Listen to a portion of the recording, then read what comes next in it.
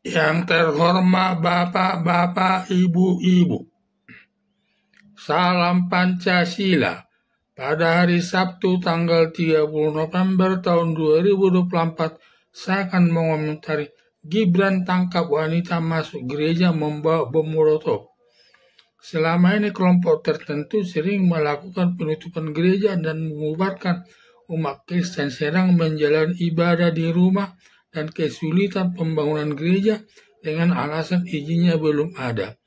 Ketika mahasiswa dan mahasiswa Universitas Pamulang mengadakan doa rosario di salah satu rumah kos tidak jauh dari Universitas Pamulang tersebut, seorang laki-laki bersama temannya membubarkan acara doa rosario tersebut.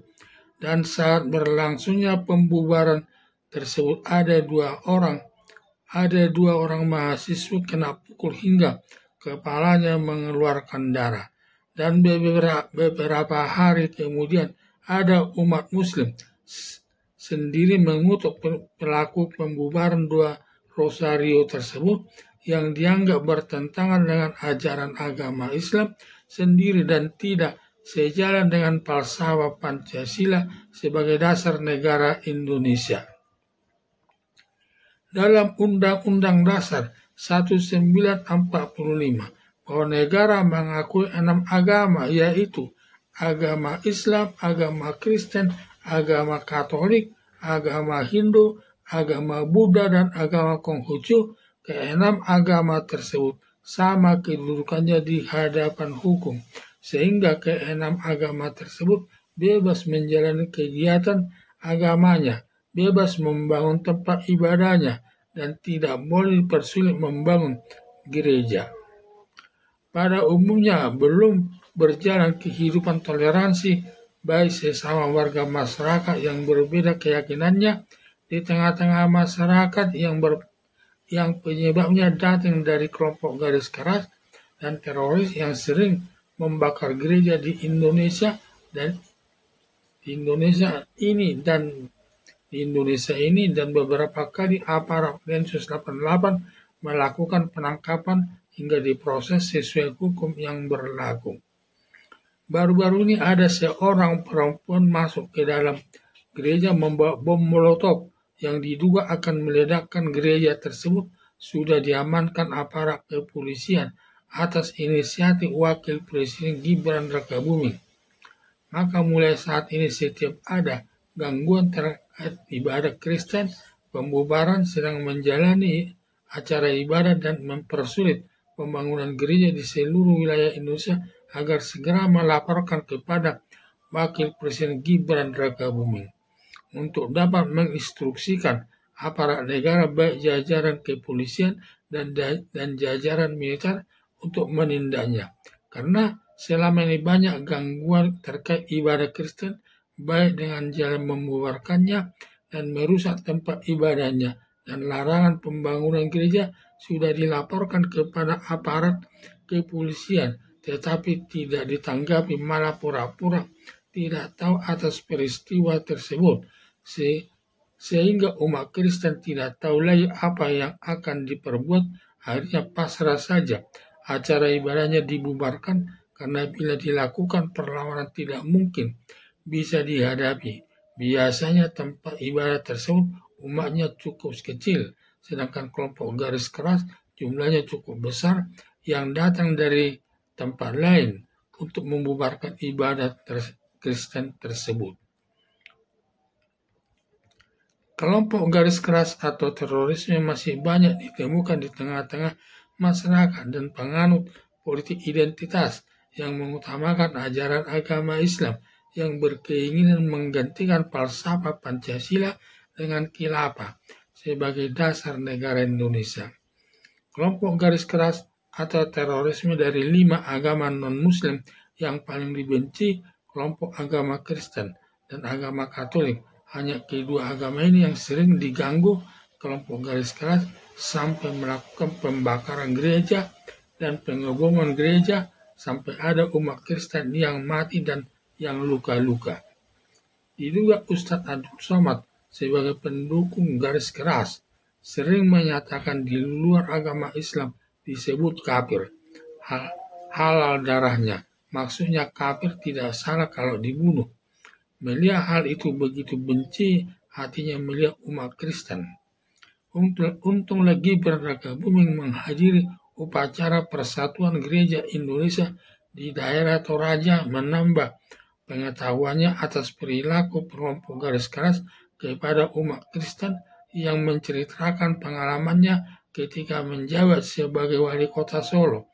Setiap hari besar, setiap agama memberikan kebebasan merayakan acara agamanya masing-masing. Agama Kristen dan agama Katolik memberikan izin memperingati hari kelahiran Tuhan Yesus setiap tanggal 25 Desember dengan menghiasi pohon Natal yang ada dibuat di pinggir jalan besar di Solo.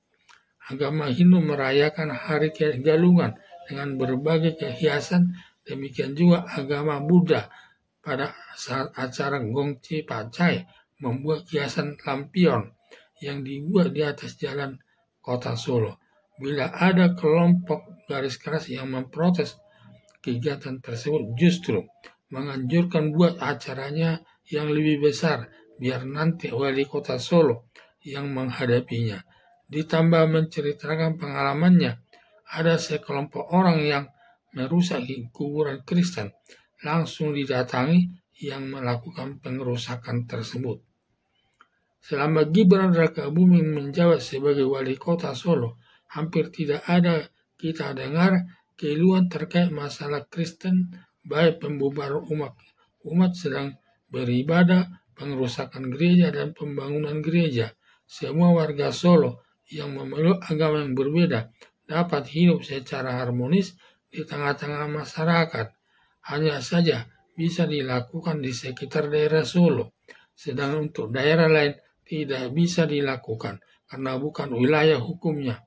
Tetapi sekarang setelah dilantik Gibran Rakabuming sebagai wakil presiden, kewenangannya seluruh Indonesia, maka bila ada gangguan atas agama, apapun baik agama Islam, agama Kristen, agama Katolik, agama Hindu, agama Buddha, dan agama Konghucu, baik pembubaran umat sedang melakukan ibadah sesuai dengan agama yang dianutnya maupun pengerusakan tempat ibadah dan menghambat pembangunan tempat ibadah, segera laporkan kepada Gibran Rakabuming sebagai wakil presiden, akan segera bertindak menyelesaikan masalahnya. Baru-baru ini masalah seorang garis yang memasuki gereja membawa bom molotov diduga akan meledakkan gereja tersebut karena begitu bencinya melihat umat Kristen. Terlebih gedung gerejanya sudah ditangani aparat penegak hukum, terlebih jajaran kepolisian dan militer atas instruksi Wakil Presiden Gibran Rakabuming. Melihat tindakan Wakil Presiden Gibran Rakabuming begitu cepat dapat menindak wanita tersebut, sekarang sudah mulai banyak melaporkan kepada Gibran Rakabuming selaku Wakil Presiden. Dengan demikian, seluruh wilayah Indonesia tidak lama lagi akan tercipta kehidupan yang harmonis sesama pemeluk agama yang berbeda di tengah-tengah masyarakat, sehingga secara bertahap akan dapat tercipta kehidupan sesuai falsafah Pancasila sebagai dasar negara Indonesia. Mengingat sulitnya melakukan pembangunan gedung gereja terkait masalah perizinan dari pejabat yang berwenang, supaya Gibran Rakabuming selaku wakil presiden, para gubernur dan kepala daerah tingkat 2 seluruh Indonesia diberikan instruksi jangan mempersulit pembangunan gereja terkait masalah perizinan. Dengan kata lain, supaya para gubernur dan bupati dan wali kota memberikan perizinan atas pembangunan tempat ibadah, terlebih pembangunan gereja. Jangan sampai ada lagi mendengar pembangunan tempat ibadah tidak jadi dibangun karena tidak ada izin dari pejabat yang berwenang mengeluarkannya. Harapan saya selama Gibran Rakabuming selaku wakil presiden supaya bertindak secara tegas atas gangguan kepada umat Kristen dan umat agama yang lainnya. Bertalian dan pelaksanaan ibadah sesuai keyakinannya, terlebih kepada umat Kristen yang sering timbul perlakuan tidak baik, terlebih menjalani ibadahnya dan pengerusakan tempat ibadahnya akan ditindak secara tegas sesuai aturan hukum yang berlaku demi terciptanya kehidupan yang harmonis sesama pemeluk agama yang berbeda. Sekian dan terima kasih.